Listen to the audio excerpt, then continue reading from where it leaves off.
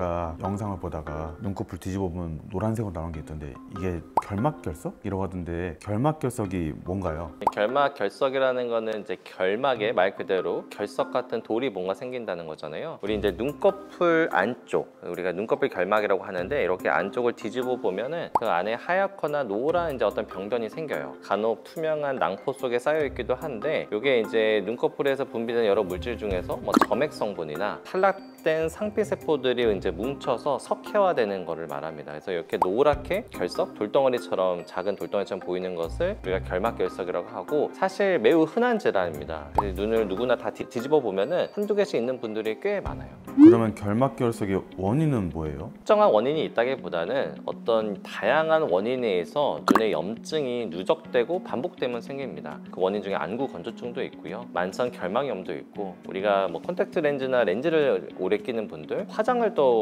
많이 하시는 분들이 그런 물질들이 또 눈에 들어가서 그게 이제 노폐물처럼 쌓여서 생기는 원인들이 다양합니다. 그렇다면 증상은 따로 있는 걸까요? 대표적인 증상이 이물감이에요. 뭔가 모래알 들어가는 것 같이 눈에 뭔가 있는 것 같다, 낀 것 같다는 느낌이 있고요. 이게 이제 좀 문제를 일으키거나 심해지면 눈에 충혈이 생기기도 하고 아니면은 막 눈물이 막 흘러나오기도 하고요. 정말 심할 때는 눈 속에 뭔가 이렇게 긁는 듯한 그런 통증이나 바늘로 찌르는 듯한 이렇게 날카로운 통증을 또 느낄 수가 있습니다. 이제 그럴 땐 당연히 안과에서 확인을 해야 되고, 초기의 증상은 약간 안구 건조증 증상이랑 조금 비슷해서 안구 건조증과 혼동되는 경우들이 있어요. 눈물약을 썼는데도 만약에 이물감이 계속된다고 하면 안과에서 이 결석 여부를 한번 확인해 보는 것이 중요합니다. 결막결석을 본인 스스로 진단할 수도 있나요? 어떻게 알 수 있는 방법이 있을까요? 일단 이물감이 있으면은 한번 뒤집어 보면은 육안으로 보일 수도 있어요. 눈꺼풀 아래를 이렇게 밑으로만 뒤집어 봐도 극명한 분들은 육안으로 거울로 봐도 보입니다. 다만 이게 정말 결석인지,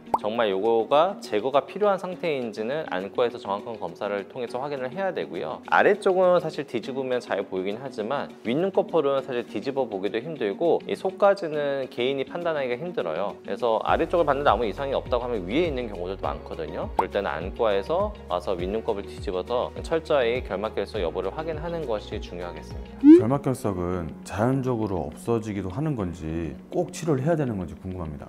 우선 한 번 생긴 결석은 잘 없어지지 않아요. 이게 뭐 딱딱한 결석 전에, 노폐물이 쌓이기 전에는 우리가 흡수되고 없어질 수 있지만 한번 돌멩이처럼 딱딱한 결석이 되면 자연스럽게 없어지지는 않고요. 물론 있다고 전부 다 치료를 해야 되는 건 아닙니다. 살 안에, 결막 속 안에 파묻혀 있거든요. 근데 이게 간혹 여러 가지 자극에 의해서 표면으로 나오면은 눈에 상처를 주거나 아니면 뭐 충혈을 일으키거나 어떤 다른 문제들을 일으킬 수가 있습니다. 그때는 제거를 해야 됩니다. 제거하는 방법도 간단하고, 우리가 안과에서 이제 현미경 보면서 점화 마취제 넣고요, 바늘로 이렇게 빼냅니다, 그 결석들을. 근데 뭐 하는 과정은 마취가 되어 있기 때문에 크게 아프지 않고 일상생활에도 전혀 영향이 없기 때문에 이물감이 있고 결석이 있다는 걸 알고 있으신 분들은 뭐 충혈이든 이물감이든 어떤 증상이 있으면 바로바로 와서 결석을 제거하는 게 가장 중요합니다. 시간이 뭐 오래 걸리는 건지 당일에 아니, 바로 가능한가요? 바로 가능합니다. 전혀 그렇지 않아요. 현미경으로 우리가 이제 진료를 보잖아요. 그때 결석이 발견되면 바로 그 자리에서 마취제 넣고 바늘로 바로 빼냅니다.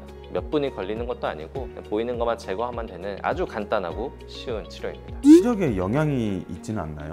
일단 결석 자체가 시력에 직접적인 영향을 주지는 않을 것 같은데 이게 표면으로 나올 수 있고 각막을 계속 긁을 수가 있거든요. 근데 이게 누적이 되다 보면은 각막염이나 각막염증이 생길 수가 있고, 그러면은 이제 흉터나 어떤 다른 부작용들이 생기면서 도수의 변화, 시력의 변화는 분명히 일으킬 수가 있습니다. 그래서 결막결석 자체가 있다고 해서 문제가 되는 건 아니지만 이게 문제를 일으키면, 표면으로 나와서 각막의 상처를 문제 일으키면 시력에도 분명히 영향을 줄 수 있기 때문에 그때는 말씀드린 것처럼 때를 놓치지 않고 바로 제거를, 치료를 해주시는 것이 중요합니다. 한번 제거를 하면요 또 재발하고 그런 경우는 많이 없을까요? 재발을 아주 잘합니다. 결석이라는 거는 돌덩어리고, 그 돌덩어리가 생기려면 눈 속에 어떤 공간이라는 게 있잖아요. 이제 그게 표면으로 노출이 되었을 때 그 공간에 있는 결석을 바늘로 빼내서 제거를 하지만 그 공간은 남아 있습니다. 그래서 이 약물을 사용하거나 철저한 눈꺼풀 청결 관리를 통해서 이 공간 자체가 잘 마르게 해야 재발률이 떨어지는 거예요. 근데 사실 그게 쉽진 않아요. 재발이 워낙 잘하기 때문에 한 번 생긴 분들은 계속 생깁니다. 그래도 아주 오랜 시간 장기적으로 안약도 잘 쓰고 눈꺼풀 관리도 잘하고 예를 들어 온찜질 같은 거 잘하면 재발률을 조금씩은 낮출 수는 있습니다.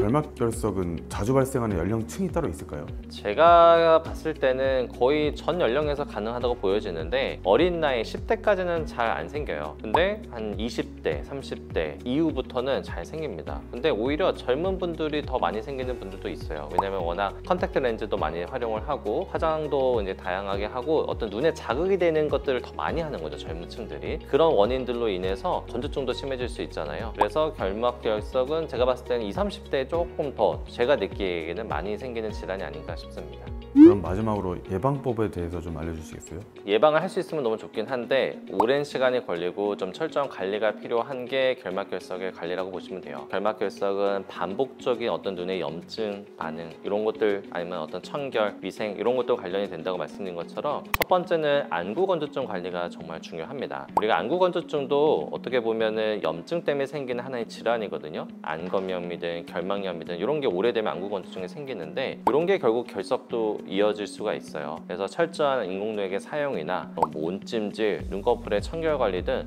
안구 건조증에 대한 관리가 첫 번째로는 정말 중요할 것 같고요. 두 번째로는 이제 원인 질환에 대한 관리들. 예를 들어 내가 아토피성 결막염이 있거나 알레르기성 결막염이 있거나 아니면 만성 결막염이 있거나 이런 것들을 방치를 해두면 또 결막결석이 잘 생기는 눈의 환경으로 변할 수가 있습니다. 그래서 증상이 있을 거나 아니면 충혈이 되거나 불편한 증상이 있을 때는 그에 맞게 적절한 치료들을 바로바로 받는 것이 중요합니다. 그리고 마지막 세 번째, 이제 눈을 많이 비비거나 만지는 행위도 결국엔 결막결석의 하나의 요인이 될 수 있습니다.